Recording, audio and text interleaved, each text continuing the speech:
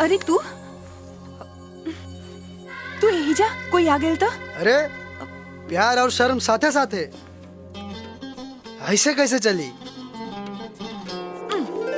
अभी सिर्फ प्यार भइल बा, शादी ना। और कुछ चीज शादी से पहले ना होला। अरे जब प्यार हो गइल बा तो शादी भी एक दिन जरूर हो जाई। अगर बाबूजी ना मनिए और हमार शादी केहू और जगह कर दिए तब? दिया लेके खोजिए तब वो हमरा सुंदर दामादों का के ना मिली। और हमने के बीच में खाली भगवान आ सकता रे, आदमी ना। विश्वास कैसे करी? मुआ।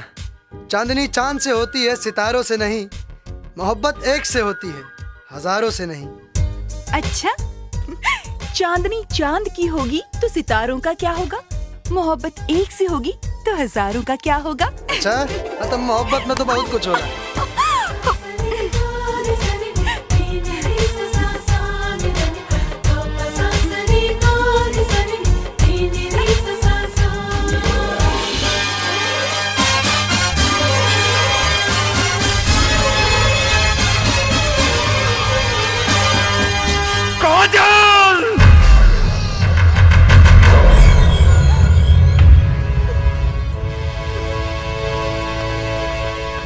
देख लेला नतीजा, बिना मेहनत के बेटी दामाद खोज लेला। काम करा, तू लोटा लेके जाकर के पाप पूजा उठा के। प्रणाम फूफा जी। हम तोहर फूफा ना है, तोहर फौजाई के फूफा है। सही कहा तानी। ससुर जी प्रणाम। अब लपेट लेला इज्जत। एक बेर ना 100 बार समझौला के नतीजा बा। बाकी ये ललन बाबू रवो ना, जब देखी तब जला ताक में घी डाल दिला डुबुक्की मार के। काजल! चिल्लात काहे बानी? घर के इज्जत बाजार में उछालब का? बेटा पे बाप के संस्कार जाला और बेटी पे माई के संस्कार जाला। तहार बेटी हमारी इज्जत नीलाम कर देला दू कौड़ी के नीच के सामने। दहेज के पैसा डबल कर दी। बेटी मर्द के हाथ पकड़ ले बिया, कौनो मौगा के ना। उड़ ले बेटा, कहे कि उड़ के छरके वाला मुर्गा बड़ा जल्दी कटाला। पर है मुर्गा लकड़ी के ना, अपने के बेटी के ठेया पर कटाई। अड़ंगा मत लगाए, कहीं बेटी के पाँव पुजाई में बाप के कटल गर्दना चढ़ावे के पड़े। ठीक बा, तू हमार गर्दन के नाप ले बेटा। हम तो है पूरा देह के नाप ले। कहे कि मरला के बाद कफन खरीदे में आसानी रही।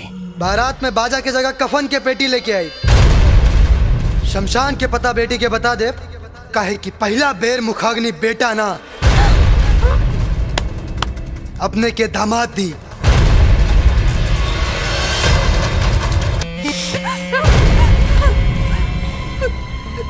हम बोल देती तो ओकरा में हमरा में कोनो अंतर न रह जाए बेटी। लेकिन सपना देखल बंद कर दे। कहे कि जब सपना टूटी ना, बड़ा तकलीफ दे तोरा।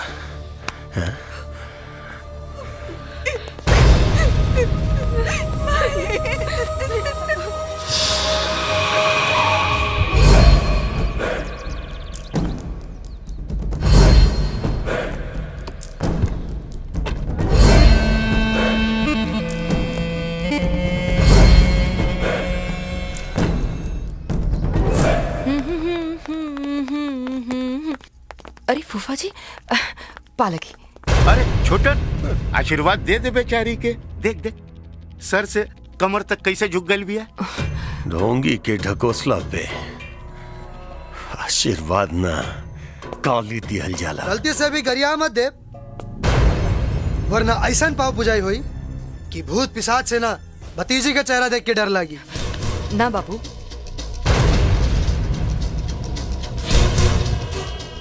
जब बड़ बुजुर्गन संस्कार छोड़ दिले तो उनकर गिनती जिंदा रह के भी मुर्दा में होला। फूफा जी खातिर बैठेला कुर्सी ले आवा। हम यहाँ बैठ के तोहार घर के इज्जत बढ़ावे नहीं की आई। वैसे खड़ा रहला से भी ये घर के सान में कोनो फर्क ना पड़ी। आवे के कारण बताई। काहे से कि चेहरा पे तो 12 बजल बा।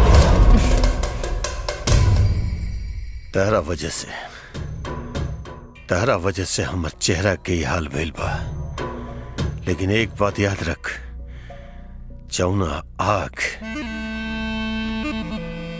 तारा घर से निकल के हमार चौखट जलावे की कोशिश करता,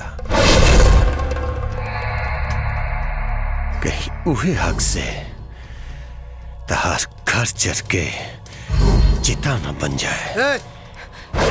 ना बाबू, जब भी फैसला क के आयल बानी तो इनकर स्वागत बा। हमरा घर से निकलल आग अपने के चौखट के ना पगड़ी के निशाना सदले बा। इज्जत बचावे के बाद तो भतीजी के बेटी के दर्जा दी। सुंदर दुल्हा के ससुर कहाए। जब जीत पे आगे बढ़ी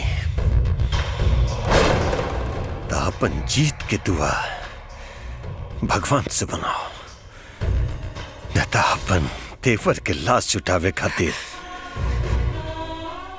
अपन हाथ पांव के मजबूत रख। फूफाजी, फूफाजी, फूफाजी,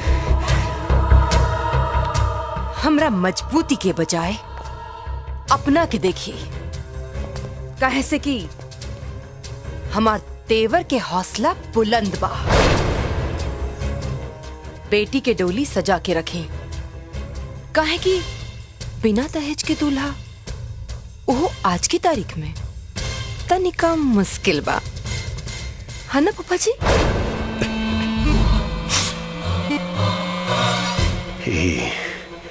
वक्त बताई बेटा।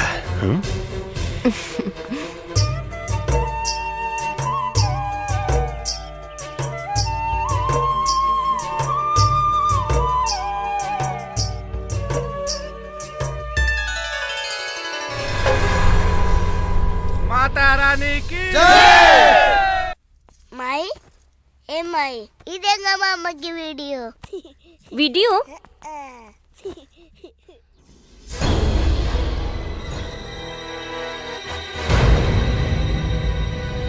जी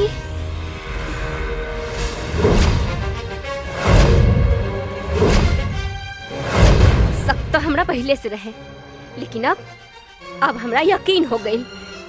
इतना घिनौना हरकत पानी सर से ऊपर हो रहल बा। भैया, भैया, जब मर्द के हाथ ढीला हो जाला तो औरत के बहके से केहू न रोक सकेला। का बात भारती, कहल का चाहता रू? अभी ले तो सिर्फ हम कहतानी, लेकिन जब टोला मोहल्ला के लोग कहे के शुरू करी ना तो तू कहीं मुंह छुपावे के लायक न रबा। तोरा मालूम बा तू का कहता री ना? साफ साफ बताओ का कहे के बा। उहे जे घर में हो रहल बा। एगो कहावत तो सुनले होकबा कि सांप के कितनो दूध पियावा वो एक न एक दिन डस पे करेला। और आज वो कहावत सच हो गई। सौतेला भाई अपन सौतेला होके के रंग दिखाइए देला। बकवास बंद। याद रख कि चोट के पांव बहुत मजबूत नहीं होला। आज तू हमरा मार भी ला, हमरा पे थप्पड़ उठावा, लेकिन सास तो तोरा के सुनही के पड़ी। याद कर भैया, तारा खातिर लड़की के देखलस राहुल। सुहाग रात के सेज पर पहले के बैठलस राहुल। और भौजी के गोदी में उठा उठा के घुमावलस राहुल।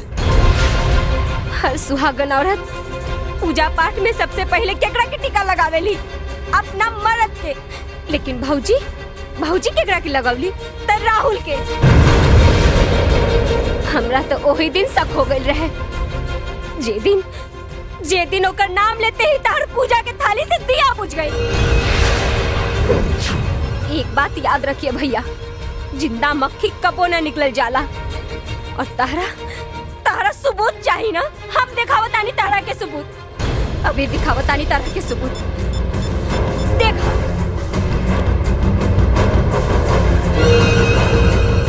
जब से तोके देखले बानी, न रात के नींद न दिन के चैन, हर घड़ी बस तोहरे बारे में सोचल करे। घर में तो आ गए बाड़ू, अब बस जिंदगी में आवे के देरी बा। I love you, I love you, I love you.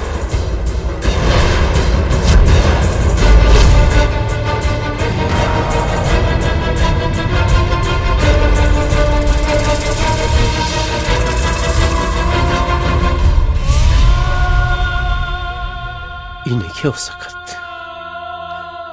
इन्हें हो सकत। हो सकेला भैया, जरूर हो सकेला। बस मर्यादा के दीवार लांघे के होला, और जे औरत ई दीवार लांघ जाली ओकरा के ही समाज औरत ना कुलटा कहला, कुलटा। और कुलटा के जगह घर के चार दीवारी नहीं हो सकेला।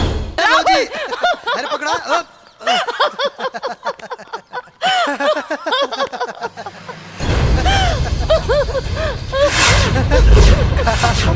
चोर पकड़ा गई, चोर पकड़ा गई। आंख पर पट्टी बांध देला से सच्चाई नहीं छुप जाला।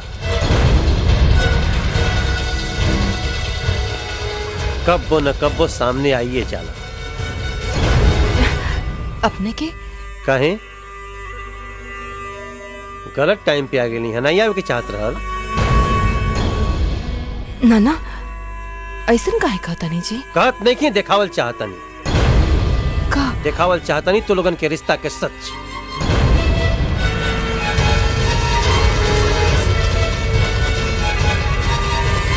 भैया चुप, देख इनके आंख के गहराई। जौना में फिसलत समय हमरा इहो नहीं मालूम रहे कि हम कौना नरक में गिरे जा रहल बानी। तो हर चरित्र देखला के बाद आज हमरा फिर से विश्वास करे के पड़ी कि स्त्री के चरित्र पुरुष के भाग्य कब बदल जाला ये भगवान भी नहीं जान सके। वाह रे धीरिया चरित्र। राहुल तो नादान रहे, तोरे बदन में इतने गर्मी रहे तो सिंदूर और मंगलसूत्र के हथकड़ी में जगड़ ला के का जरूरत रहे? आजाद रह के अपना हौस की आग बुझावत रह तू। बस, बस, पति बने तो पति बन के रही, परमेश्वर बनने की कोशिश मत करी। लांछन लगावे से पहले कुछ तो सोच ले रहती, और वो ओकरा साथे जेकरा के हम देवर की नजर से ना बल्कि अपना बेटा की नजर से देखे नहीं।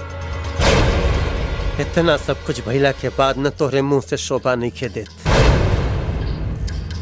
अच्छा रही कि हमारा जिंदगी से जितना जल्दी हो सके निकल जा।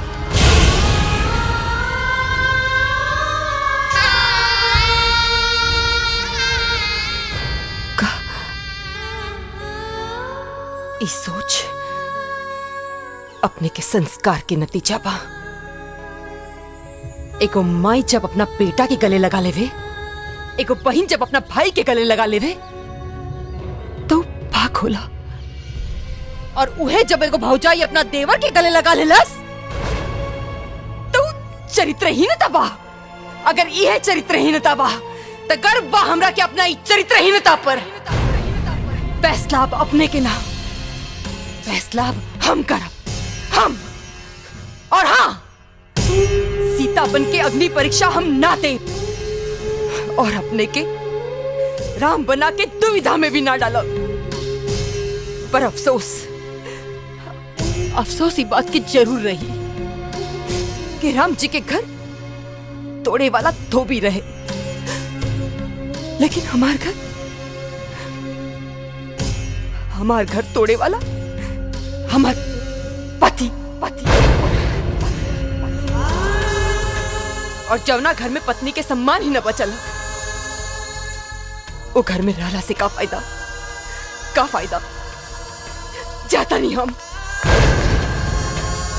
रोक ला भौजी के, अनर्थ मत करा, वरना भरम और शक के एगो तीली परिवार के जला के राख कर दी। भैया खबरदार जो आज के बाद भैया बोल ले,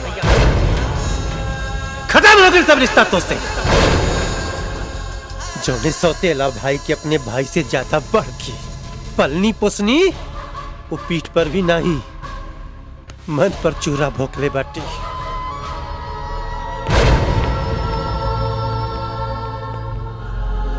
सही कहल गइल बा, दीवार में दरार पड़ जाए तो मरम्मत से ठीक हो जाला। बाकी अगर दिल में दरार पड़ जाए ना तो घर में दीवार खड़ा हो जाए। बाबूजी, का बात बा बाबूजी? रवा उदास काहे बानी?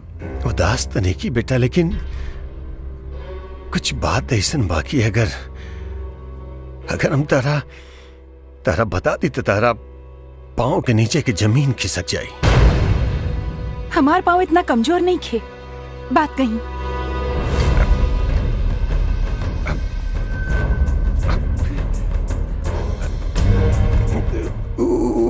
मधुआ के ओकरा देवर के साथ नाजायज संबंध बा। ना, ई नहीं के हो सकत। हो सकता बेटा, हो सकता।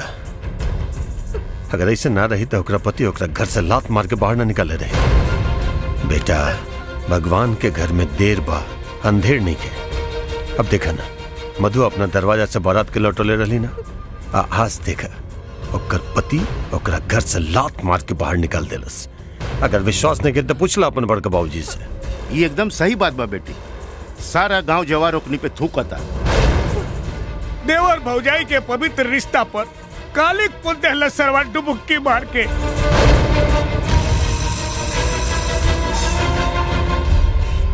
ई बात अगर सही बा तो राहुल के कर खामियाजा भुगते के पड़ी। ठीक बा बेटी, चला चला हमरा साथे और बता दो उन्हन के कि तू एक इज्जतदार बाप के बेटी हो, कोनो बेइज्जता के ना। चलो चला अब हमरा साथे।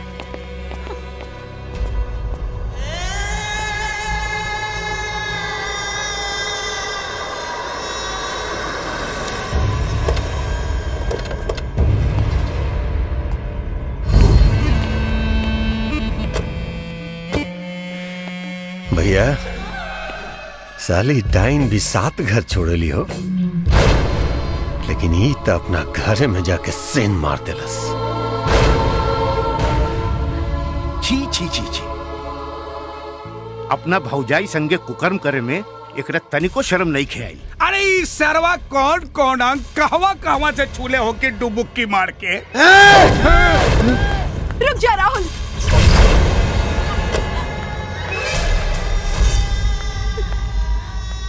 देवर और भौजाई के रिश्ता माँ बेटा के रिश्ता होला, और ये रिश्ता के तू पहले से ही कलंकित कर चुकल बाड़ो। और अब आज तू अपना से बड़ लोगन पर हाथ उठा के साबित कर देला कि तू मोहब्बत की का नफरत के भी लायक नहीं खा। काजल, सब केहू तो हमारे साथ छोड़ के चल गई। कम से कम तू तो ऐसा मत कहा, ना तो जीते जी मर जाए हम। मत छुआ हमरा के, मत छुआ। सुन, अपन दिल के अपना भौजाई के अचरा में बांध के रख। निकाल के उछाले की कोशिश कर लेना तो हमर बेटी ओकरा जूता से कचर के रखती। चल बेटी, बैठ गाड़ी में। काजल, काजल, काजल, काजल हमारी बात सुना। काजल, काजल, काजल हमारी बात सुना। काजल हमारी बात सुना। काजल,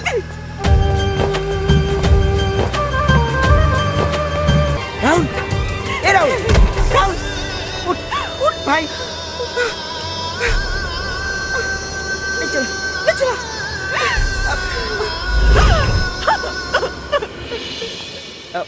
मोहन भैया, भैया, मोहन भाई, एक ठो बात कहे के रहल। अब कौन नया नाटक सिखा के भेजले बा तोहन लोग के? भैया, तोहनी के कारण हमार भाई हमरे हाथ से बेहाथ हो गइल बाटे। बेहाथ नहीं भइल भैया, बस एगो गलतफहमी हो गइल बा। अब तू हमरा के सिखेबे का सही बा का गलत बा? ना भैया, बिल्कुल ना। बस रउआ से एगो निवेदन बा, एक बार खाली ई वीडियो देख ली।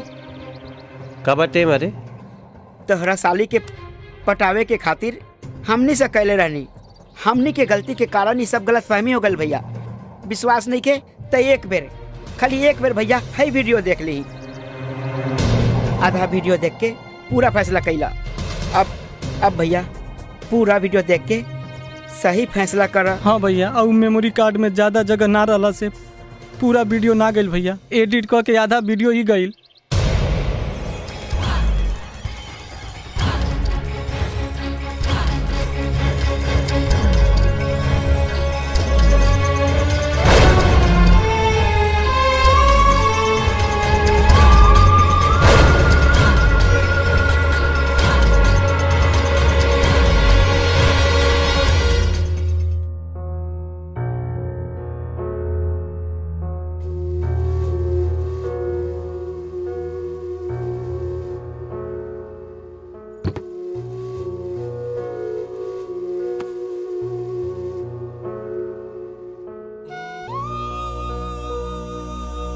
राहुल हाँ?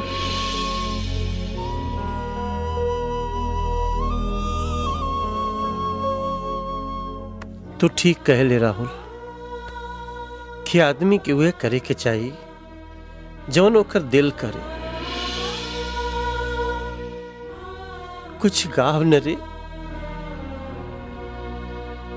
बहुत रोवे के मन करता।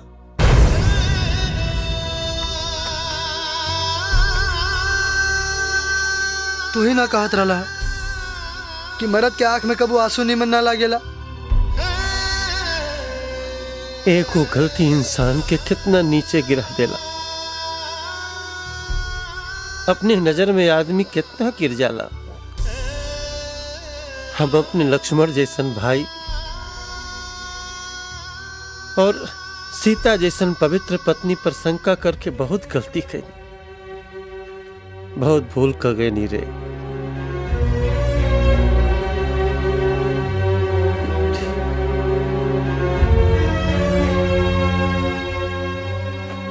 बहुत भूल हो गई रे भाई।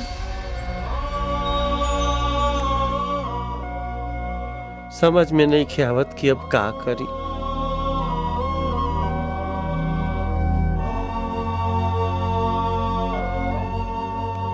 बस आज्ञा करी भैया, अगर आदमी से गलती ना हुई तो आदमी आदमी ना रही, भगवान बन जाए। हम भगवान के तो नहीं देख ले, बाकी हमार मन कहता भगवान भी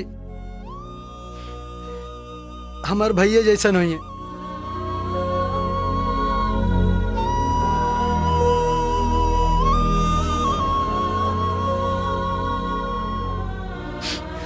चला चला भैया, चल के भौजी के ले आवल जाओ।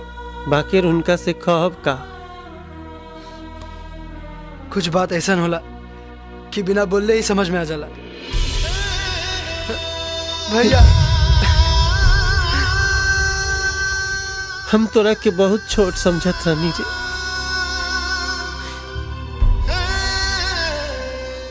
पते नहीं चलल कब बड़ा हो गेले। भैया